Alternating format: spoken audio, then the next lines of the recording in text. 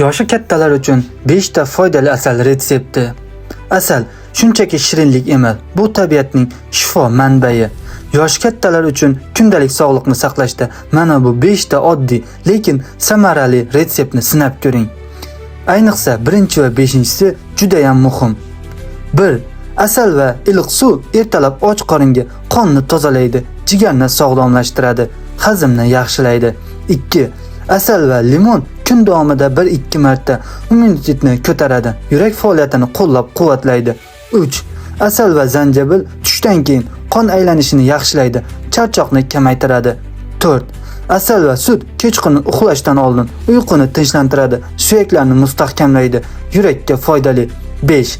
Asal va qora sedana urug'i haftasiga 3-4 marta qand miqdorini tartibga soladi, immunitetni oshiradi, yallig'lanishni kamaytiradi.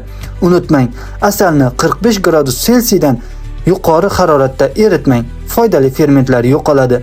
BS Honey Group siz uchun 100% tabiiy Xorazm asalining haqiqiy ta'mi. Shunaqangi foydali ma'lumotlarni o'tkazib yubormaslik uchun sahifamizga obuna bo'ling, chunki boshqa ko'rishmasligingiz mumkin.